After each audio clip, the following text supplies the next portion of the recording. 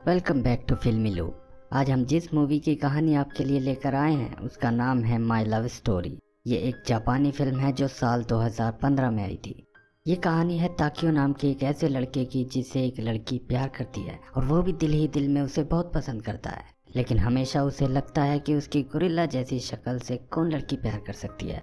अपने लुक को लेकर उसका ये लो कॉन्फिडेंस ऐसे ही नहीं था, क्योंकि अपनी उम्र के लड़कों के मुकाबले एक तो उसका किसी दानव जैसा भारी भरकम शरीर था, ऊपर से लड़कियों को उसने अपने आप को गोरिल्ला जैसी शक्ल वाला कई बार कहते सुना था और उसकी आवाज भी किसी गोरिल्ला जैसी ही थी। लेकिन उसके विशालकाय शरीर में एक छोटा सा मासूम दिल था जो किसी को भी दुख या मुसीबत में नहीं देख सकता था।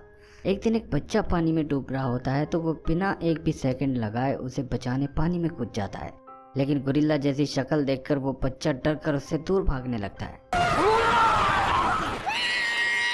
और जब ताकियो उसे जबरदस्ती कंधे पर डालकर पानी से बाहर ले आता है तो कुछ लोग चिल्लाने लगते हैं कि कोई बचाओ बच्चे को उस राक्षस से। इसके उलट उसका बचपन का दोस्त और क्लासमेट सुनाकावा इतना हैंडसम और कूल होता है कि हाई स्कूल में पढ़ने वाली करीब करीब हर लड़की उससे दोस्ती करना चाहती है, लेकिन सुनाकावा उनमें से किसी में भी दिलचस्पी नहीं रखता। आए दिन कोई ना कोई लड़की उसे प्रपोज करती रहती है, लेकिन हर बार वो सर झुकाकर उनसे मना कर देता है। कहानी की शुरुआत होती है और आज हाई स्कूल के आखिरी दिन स्कूल से लौटते हुए सुनोकावा और ताकियो की नजर एक लड़की पर पड़ती है जिसे कोई मवाली परेशान कर रहा होता है। ये देखकर ताकियो का खून खोल जाता है, लेकिन इससे पहले कि वो उसकी ठीक से मरम्मत करता, उससे पहले ही वो मवाली ताकियो के बड़े से शरीर और खतरनाक शक्ल से डरकर जान बचाने के लिए तुरंत वहाँ से 9-11 हो जाता है। तभी ताकियो देखता है कि लड़की की आंखों से आंसू गिर रहे होते हैं। उसे लगता है कि वो लड़की भी उसकी गोरिल्ला जैसी शक्ल से डर गई है, इसलिए वो उससे माफी मांगकर वहाँ से चला जाता है।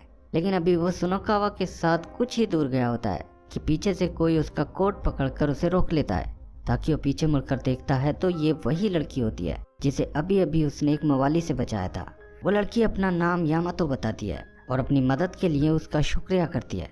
ताकियो उसकी मासूम सी हंसी पर फिदा हो जाता है और उसके मन में इमोशंस का एक तेज तूफान हिलोरे मारने लग जाता है। उधर ताकियो की हिम्मत और बहादुरी से इम्प्रेस होकर यामातो भी उसे पसंद करने लगती है और अगले दिन रास्ते में अपनी सहेलियों से वो उसी के बारे में बात कर रही होती है कि तभी सामने से ताकियो सुनोकावा के साथ आता दिखाई देता है। यामातो अब ये जानना चाहती है कि ताकियो की कोई गर्लफ्रेंड तो नहीं है, क्योंकि अगर ऐसा हुआ तो उसकी लव स्टोरी शुरू होने से पहले ही खत्म हो जाएगी। इसलिए वो उन दोनों के पास जाकर कहती है कि वो उनका ठीक से शुक्रिया अदा करना चाहती है। वो अपने घर से कुछ मिठाई बनाकर लाई है और अगर उन्हें एतराज ना हो तो वो उसे उनके साथ खाना चाहती है। दोनों इसके लिए तैयार हो जाते हैं और उसके साथ गार्डन में बैठ जाते हैं। वहाँ यामातो के हाथ का बना चीज केक खाकर ताकियो एकदम से चिल्लाने लगता है कि उसे ये केक बहुत पसंद है। चिल्लाते हुए उसकी गोरिल्ला जैसी आवाज से पहले तो यामातो डर जाती है, लेकिन उसे जानकर बहुत खुशी होती है कि ताकियो को उसके हाथ का बनाया केक पसंद है और अब वो प्यार से उसकी ओर मुस्कुराने लगती है। उसकी प्यार भरी मुस्कुराहट देखकर ताकियो का दिल अब बड़ी तेजी से धड़कने लगता है कि तभी वो उससे पूछ लेती है कि क्या उसकी कोई गर्लफ्रेंड है। ताकियो ये सुनकर शॉक रह जाता है और एकदम से कुछ नहीं कह पाता, क्योंकि उससे आज तक किसी लड़की ने ये बात नहीं पूछी थी।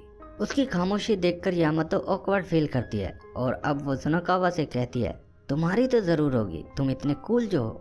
ये सुनकर ताकियो को लगता है कि यामातो उसे नहीं बल्कि सुनोकावा को पसंद करती है, इसीलिए उससे ये बात पूछ रही है। साथ ही वो देखता है कि कॉलेज की सारी लड़कियों को इग्नोर करने वाला उसका दोस्त सुनोकावा भी यामातो से अच्छी तरह बात कर रहा होता है। इसलिए ताकियो यामातो के लिए अपनी फीलिंग्स का गला घोटकर उन दोनों की लव स्टोरी को आगे बढ़ाने में उनकी मदद करने का फैसला कर लेता है। वो यामातो को बताता है कि सुनोकावा की कोई गर्लफ्रेंड नहीं है। अब वो उससे और भी इस तरह के केक बनाकर लाने को कहता है और उसे अपना नंबर देकर कहता है कि वो जब भी बुलाएगी तो वो सुनोकावा को साथ लेकर जरूर आएगा। अगले दिन ताकियो की कराटे प्रैक्टिस के बाद वो तीनों एक बार फिर मिलते हैं। आज यामातो ताकियो से थोड़ा शर्माते हुए पूछती है कि क्या वो उसे उसके नाम से बुला सकती है। वो इतने प्यार से पूछ रही थी कि ताकियो के दिल की घंटी एक बार फिर से बजने लगती है, लेकिन एक बार फिर से वो अपनी सारी फीलिंग्स को कंट्रोल करके सारी भड़ास कराटे प्रैक्टिस में निकालता है। उधर यामातो ताकियो को इम्प्रेस करने के लिए रोजाना अलग अलग रेंज की मिठाइयाँ और केक बनाकर उसके लिए लाने लगती है, जबकि इनमें से कुछ को बनाना बहुत ही मुश्किल होता है। इस तरह एक दिन जब वो केक बनाकर लाती है तो सुनोकावा यामातो और ताकियो को अकेला छोड़कर ड्रिंक लेने चला जाता है।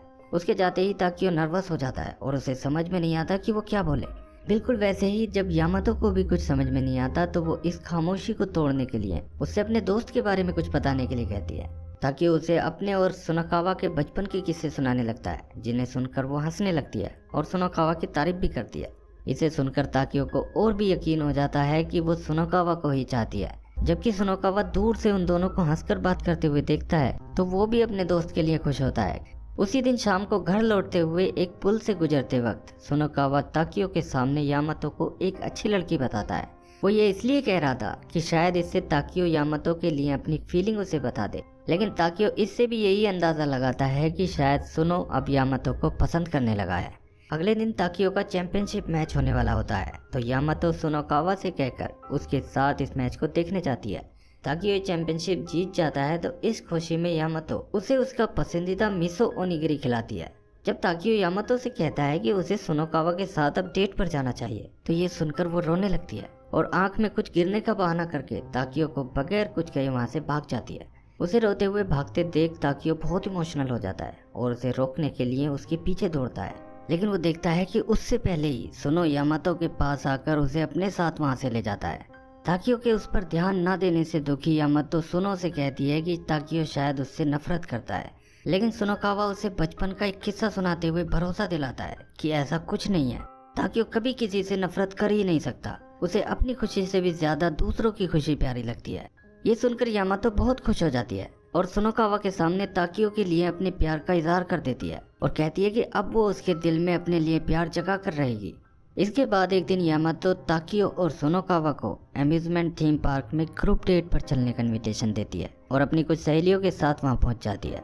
सुनाकावा वहां जाने के लिए तैयार नहीं होता क्योंकि वो यामातो और ताकियो के बीच कबाब में हड्डी नहीं बनना चाहता था, लेकिन ताकियो किसी भी कीमत पर उसे यामातो के करीब ले जाना चाहता था, इसलिए उसके ज्यादा जोर देने पर सुनाकावा को उसके साथ वहां जाना ही पड़ता है। वहाँ यामातो जब ताकियो को अपनी दोस्तों से मिलवाती है तो वो कोई खास रिएक्शन नहीं देती, लेकिन सुनाकावा से वो सब बेहद एक्साइटमेंट के साथ मिलती हैं। वो उससे पूछती हैं कि क्या उसकी कोई गर्लफ्रेंड है। इस पर वो मना कर देता है तो ताकियो गुस्से और हैरानी से उसकी ओर देखने लगता है और उसे लगता है कि यामातो और सुनाकावा को मिलाने की उसकी कोशिशें बेकार चली गई। जबकि सुनाकावा ताकियो और यामातो को नजदीक लाने के लिए यामातो की तरफ देखता भी नहीं और दूसरी लड़कियों के साथ पार्क एक्टिविटीज एंजॉय करने में लगा रहता है। इसके बाद वो सब एक झूलने वाली ट्रेन में आकर बैठते हैं जहाँ सुनाकावा आगे दूसरी लड़कियों के साथ बैठ जाता है। अब यामातो को पीछे अकेले बैठा देखकर ताकियो गुस्से में सुनाकावा को वहां से उठाकर यामातो के पास बिठा देता है। उसे समझ नहीं आता कि जब वो सुनाकावा को अच्छी लगती है तो वो उसके साथ ऐसा क्यों कर रहा है। इसके बाद एक जगह यामातो की कुछ फ्रेंड्स ताकियो को गुरिल्ला जैसा बताते हुए उसका मजाक बना रही होती हैं, जिसे कुछ दूर खड़ा ताकियो भी सुन लेता है, लेकिन उस पर इस मजाक का कोई असर नहीं होता। तभी उसे पीछे से यामातो की आवाज़ सुनाई देती है जो अपनी फ्रेंड्स को बुरा भला कहते हुए ताकियो को कूल बताती है और फिर रोने लगती है। ताकियो को यामातो को अपने लिए रोता देखकर कुछ अजीब सा लगता है, लेकिन वो अभी भी यकीन नहीं कर पाता कि यामातो उससे प्यार करती है। इसके बाद वो उस थीम पार्क में एक हॉन्टेड हाउस में जाते हैं जहाँ घूमते हुए सुनाकावा उसे बताना चाहता है कि यामातो उसे नहीं बल्कि ताकियो को चाहती है, लेकिन इससे पहले कि वो बात पूरी कर पाता वहाँ आग लग जाती है। पार्क मैनेजमेंट अनाउंसमेंट करके सभी लोगों को एग्जिट गेट से उस जगह से निकल जाने को कहता है, लेकिन आग तेजी से फैलती जाती है और अंदर धुआं भर जाता है। सभी लड़के लड़कियां उसमें फंस जाते हैं और बाहर निकलने का कोई रास्ता नहीं बचता। ऐसे में ताकियो अपनी पूरी जान लगाकर 2-3 झटकों में वहां की एक दीवार को ही तोड़ देता है। इसके बाद वो लगभग सभी लड़के लड़कियों को वहां से निकाल देता है कि तभी वहां रखा एक पत्थर का बड़ा सा ताबूत यामातो के ऊपर गिरने वाला होता है, लेकिन ऐन वक्त पर ताकियो उसे अपने हाथों पर रोक लेता है। ताबूत को संभालकर वो सुनाकावा के साथ यामातो को भी बाहर भेज देता है, लेकिन इतने भारी ताबूत को वो अकेला ज्यादा देर तक रोक कर नहीं रख सकता था और अकेला उसके नीचे से निकल भी नहीं सकता था, इसलिए वो धीरे धीरे हिम्मत हारने लगता है। लेकिन तभी वो महसूस करता है कि पीछे से कोई ताबूत पर हाथ लगाकर उसकी मदद करने की कोशिश कर रहा है और ये कोई और नहीं बल्कि यामातो होती है जो अपनी जान की परवाह किए बगैर उसे बचाने के लिए वापस आ गई थी। ये देखकर ताकियो में पता नहीं कहां से इतनी ताकत आ जाती है कि वो अकेला ही ताबूत को उठाकर फेंक देता है और गोरिल्ला जैसी शक्ल के साथ यामातो को बाहों में उठाकर बाहर ले आता है। अब बाहर एक बेंच पर बैठकर सुनाकावा ताकियो को अपने बारे में बताने लगता है कि उसने इसलिए कभी किसी लड़की को अपनी गर्लफ्रेंड नहीं बनाया क्योंकि वो सब लड़कियां ताकियो की पीठ पीछे उसकी इंसल्ट करती थी, लेकिन यामातो पहली ऐसी लड़की है जिसने ऐसा नहीं किया। ताकियो को लगता है कि सुनाकावा अब यामातो को पसंद करने लगा है, इसलिए ये बात कह रहा है। जबकि सुनोकावा उसे इसलिए ये सब बता रहा था जिससे ताकियो समझ सके कि यामातो एक बहुत अच्छी लड़की है और मुझे नहीं बल्कि उसे पसंद करती है। थोड़ी देर बाद थीम पार्क में ही ताकियो की मुलाकात अपनी हाई स्कूल की एक क्लासमेट कागामी से होती है, जो उसे काफी टाइम बाद देखकर बहुत खुश होती है। वो ताकियो की बहादुरी की तारीफ करती है और यामातो को देखकर उससे पूछती है कि क्या वो उसकी गर्लफ्रेंड है। इस सवाल पर यामातो शर्माने लगती है, लेकिन ताकियो तुरंत मना कर देता है और कहता है कि ऐसा होना इम्पॉसिबल है। उसके मुंह से ये बात सुनकर यामातो बहुत दुखी हो जाती है और ताकियो को गुड बाय कहकर वहाँ से चली जाती है। उसके जाने के बाद ताकियो भी इमोशनल होकर अपने आप से कहता है कि वो उसके लिए नहीं बल्कि किसी और के लिए बनी है। इसके बाद एक दिन यामातो सुनोकावा के बर्थडे का गिफ्ट खरीदने के बहाने ताकियो को मिलने के लिए बुलाती है, क्योंकि वो ज्यादा जानता है कि सुनोकावा को कैसा गिफ्ट पसंद है। ताकियो खुशी खुशी उसके साथ चलने के लिए तैयार हो जाता है और अब वो शॉपिंग करते हुए पूरा दिन साथ में खुशी खुशी बिताते हैं, लेकिन अपनी फीलिंग्स को वो एक दूसरे से आज भी नहीं कह पाते। फिर भी यामातो ताकियो से ये जानने की कोशिश करती है कि वो कौन लड़की है जिसे वो प्यार करता है। ये सुनकर ताकियो मुस्कुराकर कह देता है कि हाँ, कोई है जिसे वो बहुत प्यार करता है। ये सुनकर एक बार फिर से यामातो का दिल टूट जाता है और रास्ते में पुल के पास खड़े होकर वो कहने लगती है कि किसी से प्यार करना हमेशा मजेदार नहीं रहता। कभी कभी प्यार में इतना कुछ झेलना पड़ता है कि आंखों से आंसू नहीं रुक पाते और कभी कभी तो खुद से ही नफरत सी होने लगती है। ताकियो उसकी बात सुनकर इमोशनल हो जाता है, क्योंकि ये तो उसी की कहानी थी। लेकिन फिर वो अपने इमोशंस को कंट्रोल करते हुए कहता है कि वो दोनों हमेशा अच्छे दोस्त रहेंगे। इसके बाद यामातो उसे गुड बाय कहकर रोते हुए वहाँ से चली जाती है, जैसे आज उसने ताकियो को हमेशा के लिए खो दिया हो। अब ताकियो सुनोकावा से मिलने जाता है और दरवाजे के बाहर से ही उससे कहता है कि यामातो बहुत अच्छी लड़की है और उससे बहुत प्यार करती है, इसलिए उसे कभी रुलाना मत।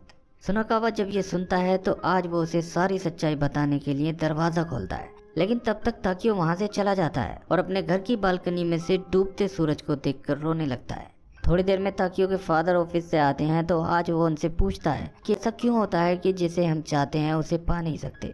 उसके फादर उसे समझाते हैं कि एक दिन उसे भी कोई ना कोई ऐसा जरूर मिलेगा जो सिर्फ उसी के लिए बना हो। उनकी ये सारी बातें सुनोकावा सुन लेता है। वो ताकियो की ये हालत अब और बर्दाश्त नहीं कर सकता था, इसलिए वो सारी सच्चाई सामने लाने के लिए एक प्लान बना लेता है। अगले दिन सुबह के वक्त ताकियो गुस्से में चिल्लाता हुआ उसके पास आता है, क्योंकि सुनोकावा ने दोस्तों के साथ अपना बर्थडे मनाने की बजाय घर पर बैठकर एक किताब पढ़ने का फैसला कर लिया था। इस पर ताकियो नाराज हो जाता है, क्योंकि उसे लगता है कि इससे यामातो का दिल टूट जाएगा, जिसने पूरा दिन घूमकर उसके बर्थडे के लिए एक गिफ्ट खरीदा था। सुनोकावा से बताता है कि उसके पास यामातो का फोन आया था, जो स्टेशन बेकरी में अकेले बैठकर रो रही थी, लेकिन मैं वहाँ नहीं जा सकता क्योंकि मेरे पैर में चोट लगी है। वो इस बात का बुरा मान जाएगी, इसलिए क्या मेरी जगह तुम वहाँ जा सकते हो। ये सुनकर ताकियो को यामातो की बहुत ज्यादा चिंता होने लगती है और वो जल्दी से वहाँ से निकलकर स्टेशन बेकरी पहुँच जाता है, लेकिन उसे यामातो वहाँ नहीं मिलती, बल्कि वहाँ काम करने वाली एक लेडी मिलती है, जो उसके डील डॉल से उसे पहचान जाती है। वो ताकियो को बताती है कि यामातो हर वक्त उसी की बात करती थी और इसी बेकरी से यामातो ने उसके लिए उसका पसंदीदा केक बनाना सीखा था। ये बात सुनकर ताकियो बहुत ज्यादा हैरान रह जाता है कि तभी उसके पास सुनोकावा का मैसेज आता है, जो उसे इसके अलावा और भी कई दूसरी बेकरी का एड्रेस बताता है जहाँ यामातो इस वक्त मौजूद हो सकती है। इसलिए ताकियो अब यामातो को ढूंढने के लिए एक के बाद एक दूसरी बेकरी में जाता है, लेकिन हर जगह उसे एक ही बात पता चलती है कि इन सभी बेकरी से यामातो ने वो सभी केक और मिठाइयाँ बनानी सीखी थी जिन्हें खाकर वो उसकी तारीफ करते नहीं थकता था।